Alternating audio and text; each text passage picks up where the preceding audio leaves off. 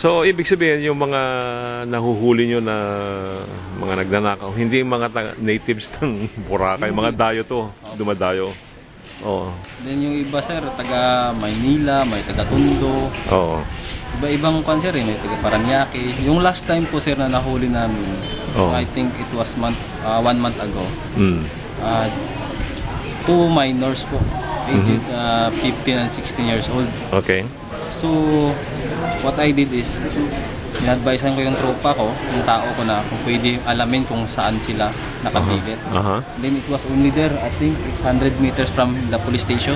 Okay.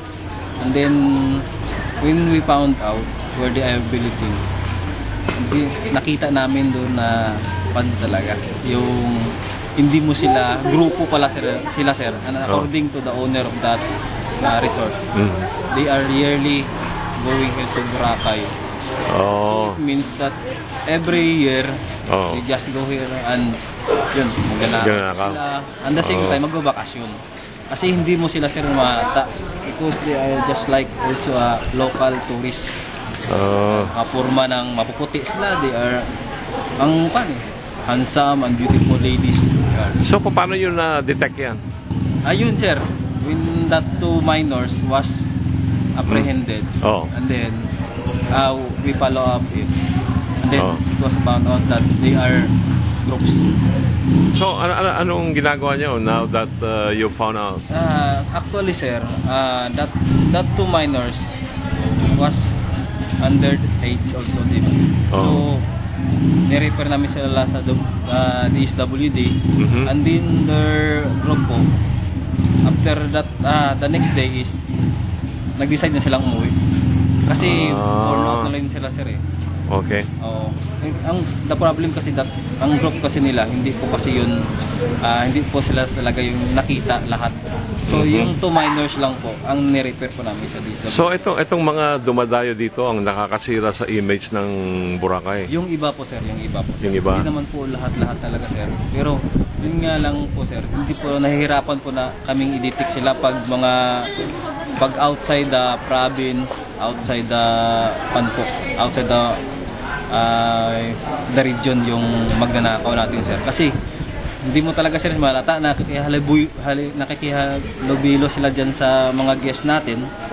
And ang forma po nila parang guest na guest talaga kasi gara ang suot, signature.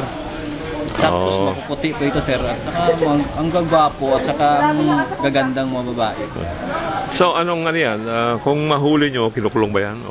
Yes sir, kung hindi po sila sir, hindi po sila minor, kung legal age na po sila, sinasampahan po namin ng kaso. And the problem here sir, minsan the victim are foreigner. So yung mga foreigner po nating turista po sir, yung mga ibang bansa po, hindi na po sila nagpa-file ng case kasi nga po ay yung bakasyon nila nasisira na.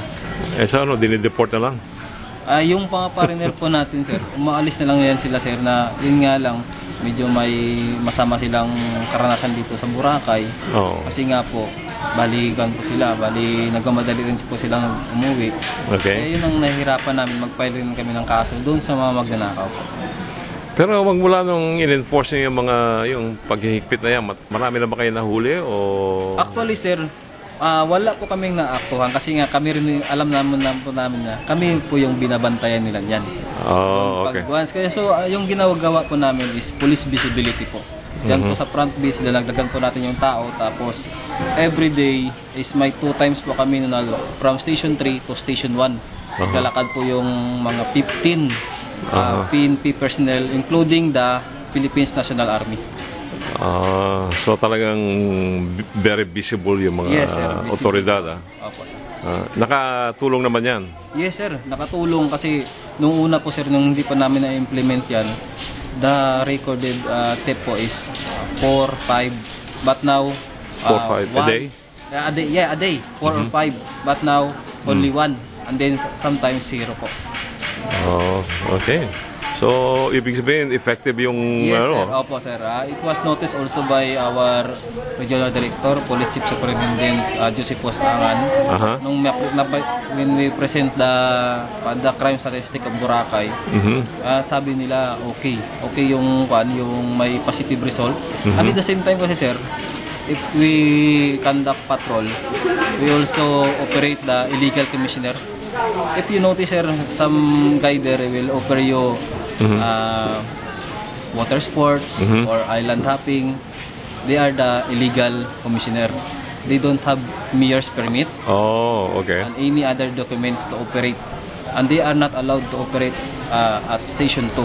They are only, the illegal commissioner are allowed at Station 3 and both Station 1. So, if makikita ka dyan ng nag-offer ng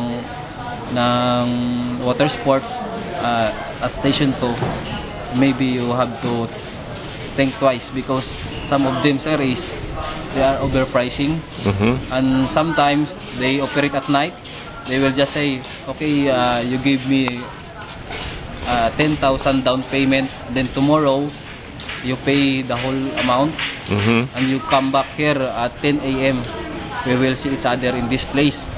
But when that day come, they will not show up. Oh, okay. Doon po sa babae na nag-work sa bar po. Pilipino na yan. Oh, yes, sir. Pilipino yun, sir. Ano? Pero nasolve na namin yung kaso, sir, nung pinalap namin yung investigasyon. Na-identify po namin yung suspect. Tapos nag-file na kami ng kaso. Na-trace up namin, sir, from the crime scene. We follow up because we recognize the girl that is from is from working at the bar. So, Meron bang ano dito? Prostitution? Meron. Yes, sir. Pero mga... Kasama yun, sir, sa mga umuunlad na cancer. Ibig sabihin, mga dayo din yan, yung mga babae, Yes, sir. or from here? Almost dayo po, sir. Almost dayo rin po sila. Gano'n. Oh, yes, sir. They're not from the Boracay. So, ano ginagawa ng mga polis? Pabayaan lang. I mean, If there's a complaint, sir, minsan po, sir, we operate also at the bar. We identify the minors. Then, yun po, with the help of the DSWD po. So, kung mga minors, medyo mahigpit. Opo, sir. Okay. Exploitation yan. Yes, sir. Okay. So, maraming salamat po. Welcome, sir, and thank you po, sir. Senior Inspector Andrade. Opo, sir. Okay. Dito kami sa Boracay.